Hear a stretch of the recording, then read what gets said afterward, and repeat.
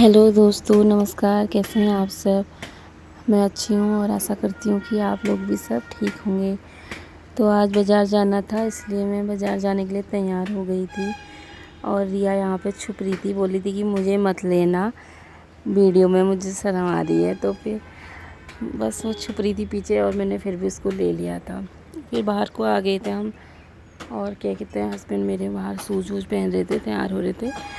तो फिर बाहर आए और फिर आज हम अपनी स्कूटी से जाने वाले थे, क्योंकि वो बाइक चलाते हैं और उनको बाइक की आदत थी। तो आज बोल रहे थे कि स्कूटी से जाते हैं, थोड़ा स्कूटी में हाथ सेट भी हो जाएगा।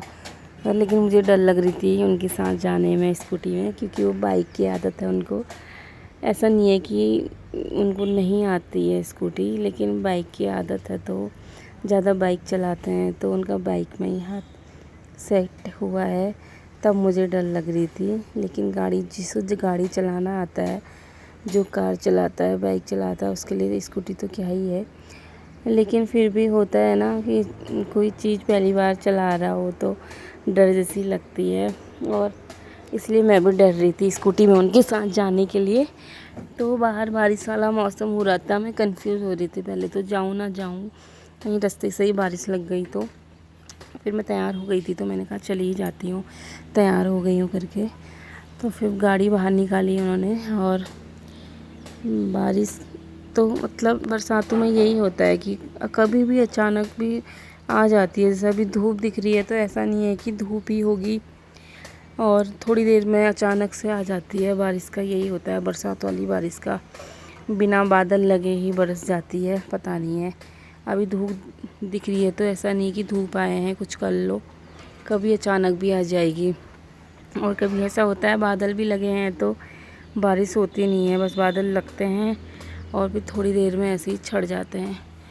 तो गाड़ी बाहर निकाल ली थी हमने, और यहाँ पे मुझसे बोल रही थी रिया कि मेरे लिए चीज़ लाना कुछ, मैं आज तो नहीं खा पाऊँगी और कल खा लूँगी, ये बोल रही थी मुझसे, क्योंकि उसका व्रत था।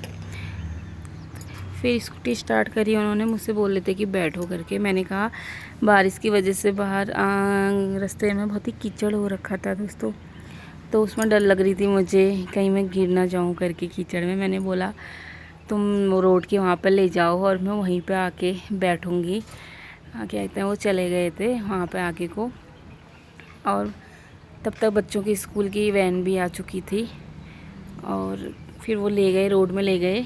मैं फिर बाद में आराम से गई, फिर यहाँ पे से बैठी मैं। ये है हमारी मेन रोड, चोर गलिया टनकपुर खटीमा वाली रोड यही है। ये है कुंवरपुर चौराया हमारा, और क्या कहते हैं, यही रोड जाती है वहाँ को, मेन रोड है ये, चोर गलिया वाली रोड है। तो हम आ चुके थे हल्द्वानी की तरफ को, और ये है हमारा गौला पार्क का नज़ारा। आजकल बरसातों की वजह से हरे भरे पेड़ पौधे हैं, जहाँ भी देखो हरियाली छाई हुई है। गर्मियों में तो सूख जाते हैं, सब सूखा सूखा हो जाता है, लेकिन बारिश की वजह से सब हरे भरे हो जाते हैं, अच्छा भी लगता है।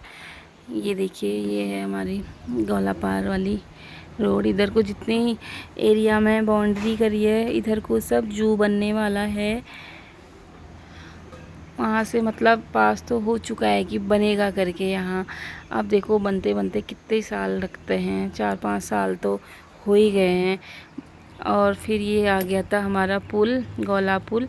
ये वाली रोड जाती है ऊपर को, वहाँ को स्टेडियम को, और ये है ये मार्केट को जाती है, हल्द्वानी मार्केट को। तो ये आ गया था हमारा गौला पार का पुल। और अभी सुनसानी हो रही थी क्योंकि दिन का टाइम था। शाम को तो यहाँ पे ऐसी भीड़ लग जाती है, ऐसी भीड़ जैसे दिल्ली में कोई लाल किले के पास घूमने आ चुके होंगे, ऐसा नज़ारा होता है। कहीं पे जगह खाली ही नहीं रहती है शाम के समय में। तो अभी बरसात उतनी नहीं हुई है, नहीं तो गौला नदी हमारी पूरे वहाँ से इधर उस किनारे से इस किनारे तक पूरा पानी ही पानी रहता है, और ऊपर तक पानी आता है। गौला नदी इतनी आज तेज़ आती है कि देखो इतनी चौड़ी हो गई है ये बरसात की वजह से। लेकिन इस बार बरसात हुई नहीं है, बहुत कम बरसात हुई है दोस्तों, तो इस बार पानी भी बहुत कम है गौला में। तो हम आ गए थे मार्केट में और दुकान में आ गए थे। तो ये लोग मुझसे बहुत गुस्सा थे, वहाँ पर ताऊ जी थे, वो गुस्सा हो रहे थे, बोल रहे थे कि हम तुम्हें ही याद कर रहे थे और तुम आ गए।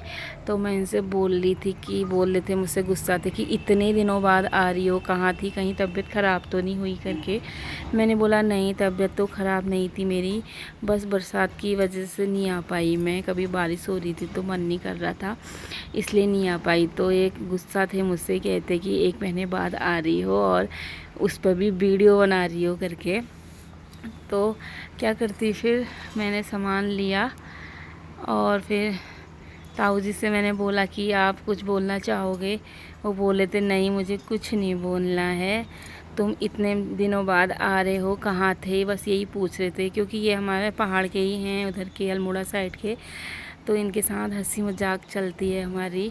तो ये घर जैसा व्यवहार ही रहता है इनके साथ। और ये हमारे दुकान के जो मालिक साहब हैं, ये भी बहुत अच्छे हैं, इनके साथ भी घर जैसा ही व्यवहार है, ऐसा नहीं है। क्योंकि मैं एक ही दुकान से लाती हूँ सामान, मैं मार्केट में जो भी मुझे लेना है, चाहे कपड़े लेने होंगे तो मैं एक ही दुकान में जाती हूँ और वही मेरे इतने सालों से लगी हुई है। और ये वाला सामान भी जो भी मुझे लेना है, चाहे सब्ज़ी लेनी है, फल लेना है या सैंडल, चप्पल, बैग, मतलब जो भी मुझे सामान लेना होता है तो मेरी सबकी एक एक ही दुकान लगी हुई है। ऐसा नहीं कि मैं किसी भी दुकान में घुस जाऊं और वहां से ले लूं। फिर मैं आ गई थी फल वालों के वहाँ पे मंडी में। और ये है यहाँ पे, ये फल वाले भैया यहाँ पे लगाते हैं, जहाँ पे ये रस्सी बाज़ार है। और ये देखिए पूरे बाज़ार फल की है। तो ये यहाँ पे लगाते हैं बाज़ार, वहाँ पे मैं नाम याद नहीं आ रहा मुझे, भुक्कल लाल स्वीट है जो, वहाँ पे लगाते हैं। और ये फिर मैं आ गई थी वहाँ पे अदरक लेने वाले के पास।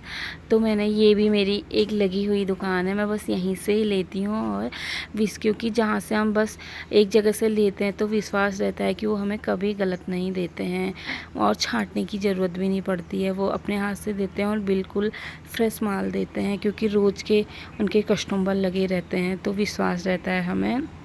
नहीं तो कहीं और जगह से कुछ लेते हैं हम तो वहाँ हमें छांटना पड़ता है और विश्वास भी नहीं रहता।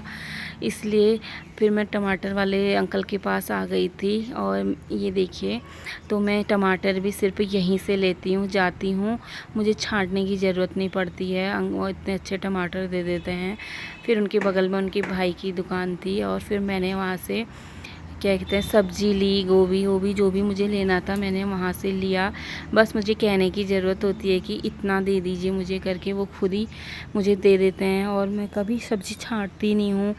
जैसे कभी और जगह से लेनी होती है तो कितना रिस्क जैसा रहता है कि कैसी डालेंगे। कभी तो लोग ऐसे होते हैं कि बिल्कुल ख़राब चीज़ डाले रहते हैं।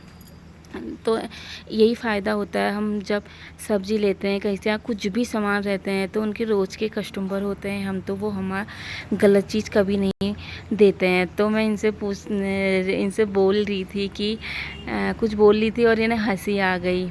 तो फिर सब्ज़ी ली हमने और फिर हम घर को आ गए थे। घर आके हमें भूख लगी थी, बाज़ार में तो कुछ नहीं खाया, फिर मन था मोमो बनाने का तो हमने फिर मोमो की तैयारी करी। और ये बाहर का नज़ारा है, हमारी खिड़की से हल्की सी बारिश होने लग गई थी। और ये देखिए कितना अच्छा, खिड़की से ही हमारा किचन की खिड़की है ये, और बाहर को इतना अच्छा नज़ारा है। यहाँ पर लाइट की कभी ज़रूरत नहीं पड़ती है और गर्म भी नहीं होता है। तो मैंने चटनी बना ली थी मोमो की, और ये था आटा, डो तैयार करना था, मतलब मैदा, और ये था स्टेपिंग उसकी, ये मेरे को रख दी थी। तो मैंने इस तरह की डो तैयार करा है, कलरफुल वाला। तो दोस्तों अगर आपको ऐसे वाले मोमो ये पसंद हैं आएंगे तो आप बताना कि इसकी मैं आपको रेसिपी बता दूंगी कैसे तैयार करना है ये वाला डो करके। और तो फिर ये मोमो हमारे पकने के लिए रख दिए थे हमने, स्टीम होने के लिए रख दिए थे मतलब। और तो ये देखिए थोड़े तो स्टीम हो चुके थे और ये है हमारे मोमो। आपको ये मोमो कैसे लगे ज़रूर बताना